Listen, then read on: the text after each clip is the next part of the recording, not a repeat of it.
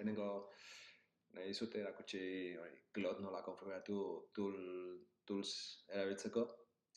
Berez hitz teknikoa da MCP server bat erabiltzeko. Vale? Eta gure adibidean erabiliko dugu hau, Playwright. MCP dela nabigatzailea automatikoki kontrolatzeko. Vale? Orduan, lehenengo aukeratu behar duzu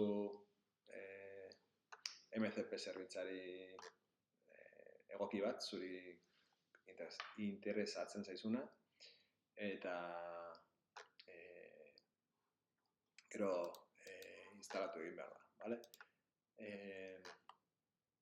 Horretarako, besterik gabe, content adibidean, edo fitxan, kopiatu behar duzu hemen dagoena. Vale?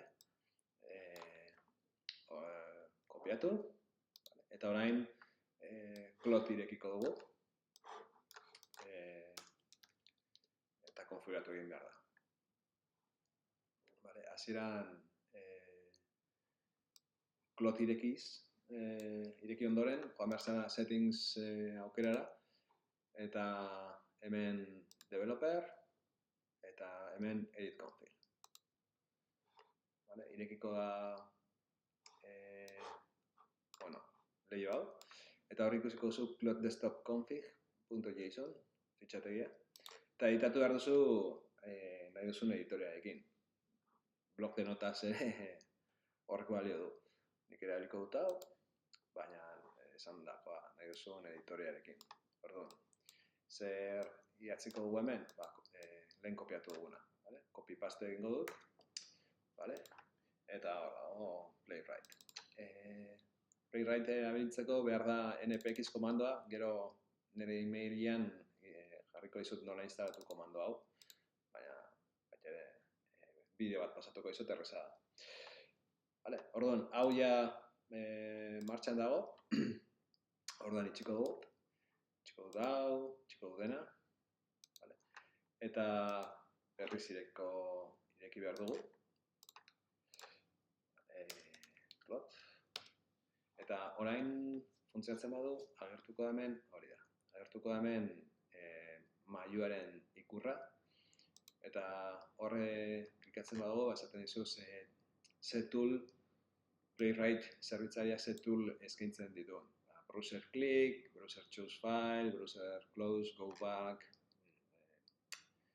press key, wait, type, hori guztia orain LLM baten eskura dago, kasu honetan Cloud Soneten eskura. Vale, orduan, orain ja esan aldi oso adibidez search edo besta. Gazteleraz esan altzaio, euskeraz uste dut, segurazko berdintxu funtzionatuko dela, baina egiatziko diot inglesez,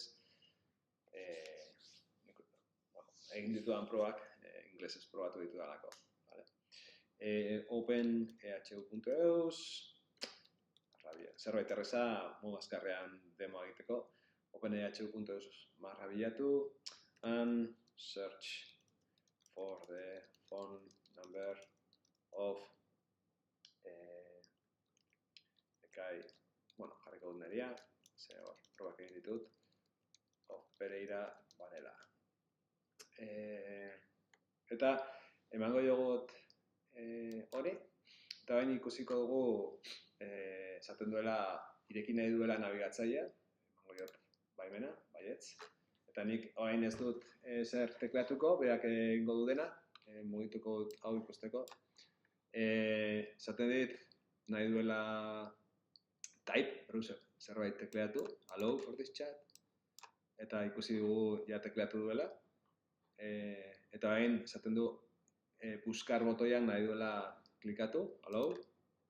Orain aukeratu ikusi du hau, Antonio Pereira Varela agertu dela, eta egin du klik, eta automatikoki agertu zaion ere fitxa, eta ja, jartzen du, zein nahi zen, eta nire datuak, hortik karritakoak.